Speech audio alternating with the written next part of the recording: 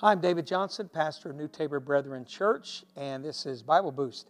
Today's subject is called The Wind of Doubt. Let's go to Scripture in James chapter 1, verses 5 through 8. If any of you lacks wisdom, you should ask God, who gives generously to all without finding fault, and it will be given to you. But when you ask, you must believe and not doubt, because the one who doubts is like a wave of the sea, blown and tossed by the wind.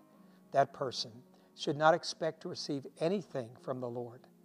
Such a person is double-minded and unstable in all they do.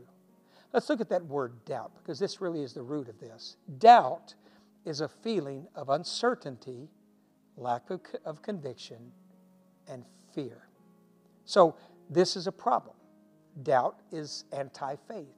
It will stop you from believing in God and His promises. Let's look at another passage in Daniel chapter 3, verses 17 through 18, the three Hebrew children before the fiery furnace.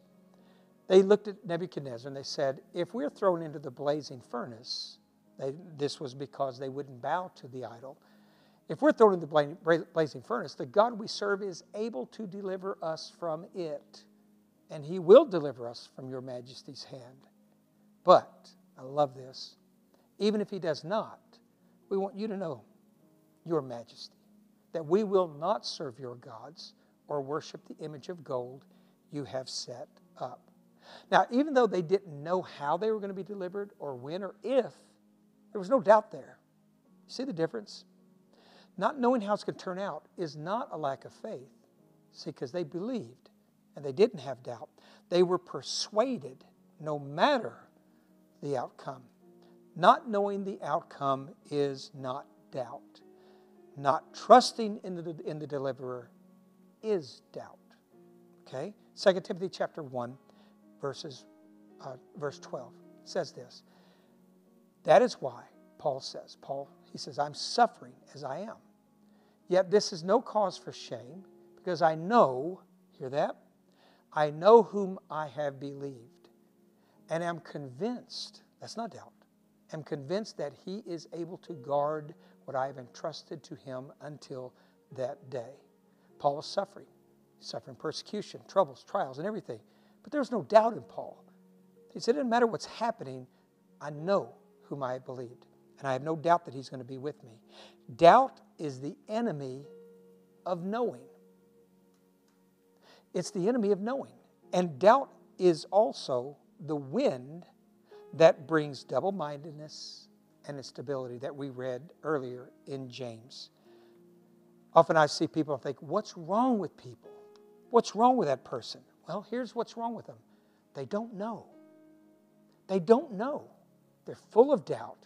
They have no clue. And as we read in James, all you got to do is ask. If you ask, God will assure you. And then they never will unless they ask God. They never will know anything unless they go to God. So, what about doubting Thomas, Brother David? What do you do about him? Well, as my dad used to tell me, he said, Thomas didn't die a doubter. Okay? What about Peter? Well, Peter denied Christ, but he didn't die a denier. You see, there's a difference between not knowing, not realizing, and asking God, being answered, and then being secure. So, when your Nebuchadnezzar threatens you with that fiery furnace, don't bow. Don't doubt. Don't be filled with fear and uncertainty. Understand who's on your side. Trust God. He'll deliver you. All you got to do, guys, is ask. Okay? The Lord bless you. We'll see you next time on Bible Boost.